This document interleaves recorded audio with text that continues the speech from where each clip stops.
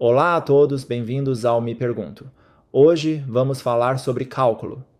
Muita gente acha o cálculo complicado demais e, por muito tempo, acaba perdendo a chance de realmente entendê-lo.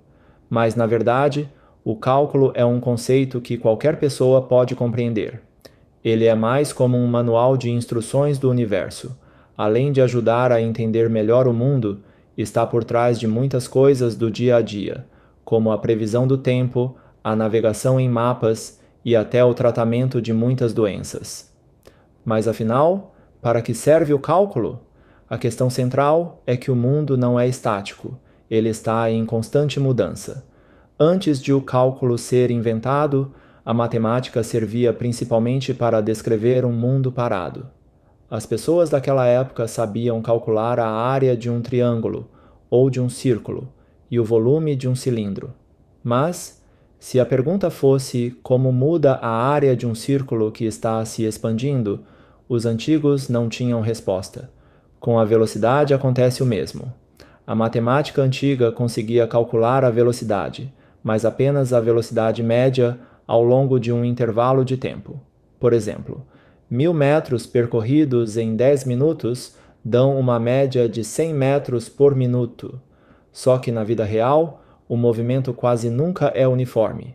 Talvez no primeiro minuto se percorram apenas 50 metros e no último 200.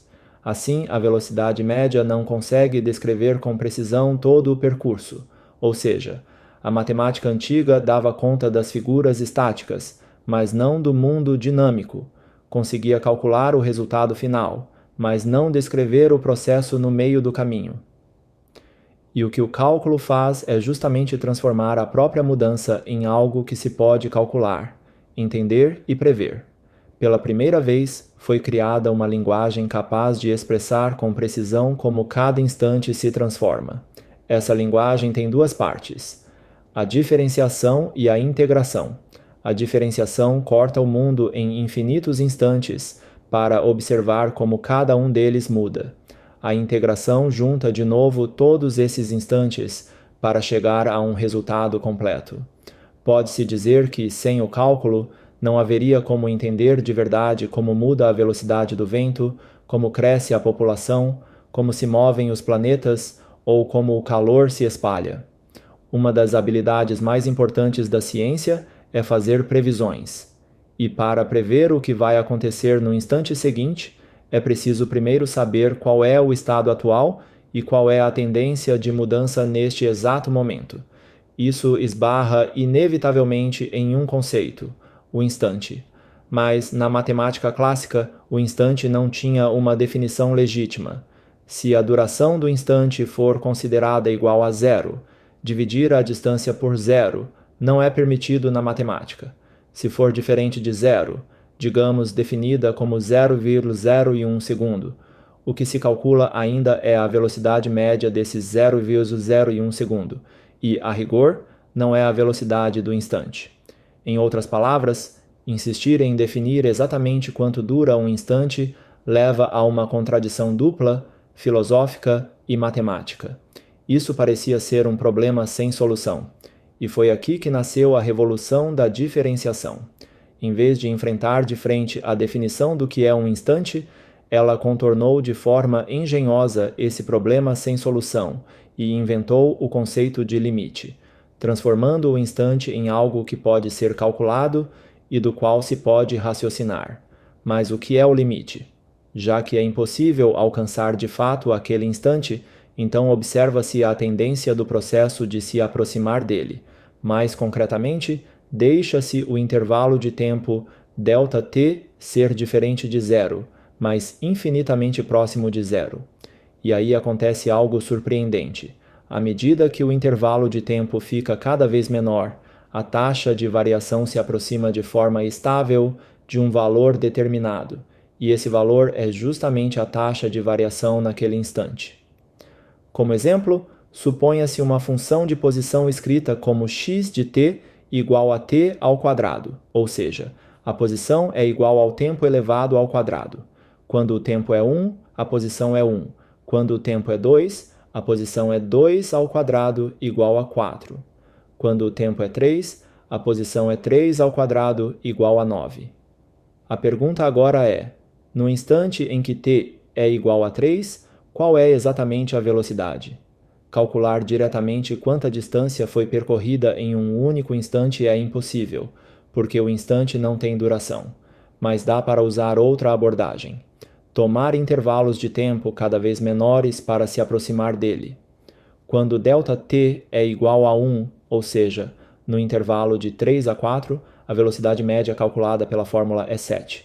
Reduzindo o intervalo para ΔT igual a 0,1 de 3 a 3,1, a velocidade média é cerca de 6,1. Diminuindo para 0,01 de 3 a 3,01, a velocidade é cerca de 6,01. Continuando a reduzir para 0,001, a velocidade é cerca de 6.1. Não é difícil perceber que, por menor que seja o intervalo de tempo, desde que não seja zero, a taxa de variação fica cada vez mais perto de 6. Daí se pode tirar uma conclusão. Quando o intervalo de tempo se aproxima de zero, a velocidade se aproxima de 6, então a velocidade nesse instante é 6. Talvez alguém pergunte: por que ela não cai abaixo de 6, ficando em algo como 5 e pouco? Porque essa tendência já está totalmente travada pela estrutura matemática. Da fórmula deriva-se uma conclusão. A velocidade no instante em que t é igual a 3 é igual a 6 mais ΔT. Pode-se até substituir por números negativos. Quando ΔT é igual a menos 0,1, a velocidade é 5,9. Quando é menos 0,01, a velocidade é 5,99. Percebe-se que tanto pelo lado positivo quanto pelo negativo, o resultado se aproxima infinitamente de 6. É como se o 6 tivesse uma espécie de gravidade, atraindo para si todas as taxas de variação. Ele é o valor limite nessa situação, e também a velocidade instantânea quando t é igual a 3. Essa é a essência da diferenciação. Ao estudar a tendência do instante, ela torna calculável, de forma indireta, aquilo que antes não se podia calcular. Quanto à integração, na verdade, ela surgiu antes da diferenciação. Já na China antiga, matemáticos usavam um método de recortar o círculo. Para calcular a área de um círculo, eles o cortavam em muitos polígonos regulares pequenos. A área de cada pedacinho podia ser calculada, e quanto mais pedaços, mais precisa ficava a área total. Essa é a ideia inicial da integração. Depois que a diferenciação surgiu, o sentido da integração mudou por completo. Ela deixou de ser apenas somar áreas estáticas pedaço a pedaço e passou a acumular infinitas mudanças instantâneas. Assim, integrar a aceleração leva à velocidade. Integrar a velocidade leva à posição. Integrar a taxa de variação da temperatura leva à distribuição da temperatura. A integração deixou de ser uma técnica geométrica e virou a soma de um mundo dinâmico. E como foi que Newton inventou o cálculo naquela época? Em 1665, uma grande peste se espalhou pela Inglaterra e Newton, aos 22 anos, foi obrigado a voltar para o interior, para a casa da família, levando uma vida isolada do mundo. Todos os dias ele refletia sobre grandes perguntas. Por que os planetas giram em torno do Sol? Por que suas órbitas são elípticas? Por que sua velocidade às vezes é maior e às vezes menor? Naquele tempo, Kepler já havia descoberto que os planetas seguem órbitas elípticas, mas isso ainda era apenas uma constatação a partir de observações. Ninguém conseguia explicar o porquê. Então Newton começou a pensar: se não houvesse o Sol segurando o planeta, ele sairia voando em linha reta. É justamente a gravidade do Sol que atua, mudando a direção do planeta um pouquinho a cada instante. E essas pequenas mudanças de direção acumuladas formam a órbita curva. Por isso, para saber como o planeta se move no conjunto, é preciso primeiro saber como ele se move a cada instante. Esse raciocínio é muito parecido com o de recortar o círculo.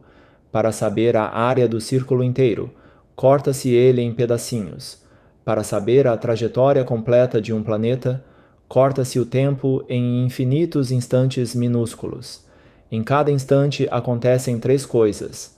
O planeta tem uma posição, tem uma velocidade e, a todo momento, sofre a ação da gravidade do Sol. A posição e a velocidade são constantemente alteradas pelo Sol, e o estado do instante seguinte é determinado pelo instante atual. Encadeando esses instantes um a um, obtém-se a trajetória completa. E para descrever a relação entre esses instantes, era preciso uma linguagem totalmente nova: o cálculo. Foi assim que Newton inventou o conceito de fluxões, ou seja, a taxa de variação instantânea. A velocidade é a taxa de variação instantânea da posição, igual a um deslocamento infinitamente pequeno, dividido por um tempo infinitamente pequeno. A aceleração é a taxa de variação instantânea da velocidade, ou seja, quanto a velocidade muda em um intervalo de tempo infinitamente curto. Foi a primeira vez na história que se deu à aceleração um significado matemático de verdade. Na verdade, antes de Newton, Galileu já havia descoberto a existência da aceleração, mas naquele tempo era apenas uma constatação empírica, e só se podia calcular a aceleração média, sem o conceito de instante. Foi Newton quem, pela primeira vez, definiu a aceleração de forma rigorosa, em termos matemáticos. Foi sobre essa base que ele deduziu a segunda lei de Newton, F igual a ma. Quando uma força externa age sobre um corpo, ela altera a velocidade instantânea desse corpo, e a força externa é justamente a causa da aceleração. Combinando isso com a terceira lei de Kepler, Newton deduziu a fórmula da gravitação universal, e cada instante do movimento dos planetas obedece a essa fórmula, o que é a diferenciação. Já dessa fórmula, se pode deduzir a trajetória completa do planeta, o que é a integração. Além de Newton, Leibniz inventou o cálculo de forma independente quase na mesma época, só que ele não partiu de problemas físicos, como as órbitas dos planetas, mas sim da notação matemática. Ele tentou transformar em símbolos conceitos como o infinitamente pequeno e a derivada, para tornar o cálculo tão prático de usar quanto a álgebra. O sistema de símbolos do cálculo que se usa hoje vem basicamente de Leibniz. Pode-se dizer que Newton aplicou as ideias do cálculo ao mundo físico, enquanto Leibniz inventou uma gramática universal para ele. Comparado à época de Newton e Leibniz, o cálculo de hoje evoluiu muito e tem inúmeras aplicações reais, seja nos grandes modelos de IA, na alta e baixa das ações, nos algoritmos de recomendação, nas órbitas de foguetes e satélites, ou em como os remédios são metabolizados no corpo. Tudo isso depende do cálculo. Tomando a previsão do tempo como exemplo, o clima é determinado por uma série de taxas de variação, da pressão, da temperatura, da umidade, da velocidade e direção do vento e da transferência de energia. Por isso, no fundo, prever o tempo é resolver um enorme conjunto de equações diferenciais e depois reunir os resultados para prever o futuro. É justamente o cálculo que, pela primeira vez, deu à humanidade a capacidade de descrever este universo dinâmico e fez as pessoas entenderem que o mundo é feito de infinitos instantes. A partir de então, o mundo passou a ser calculável e previsível. Por isso, entender o cálculo não é apenas entender matemática, é entender as próprias leis da natureza. Obrigado por assistir ao vídeo de hoje. Se você gostou, deixe o seu like. E se você tem curiosidade por mais histórias da ciência, se inscreva no canal e ative o sininho. Deixe um comentário com as suas perguntas, ideias, ou qualquer tema que você queira que eu aborde na próxima vez. Eu leio todos os comentários e vou tentar responder ao máximo que conseguir. Até o próximo vídeo.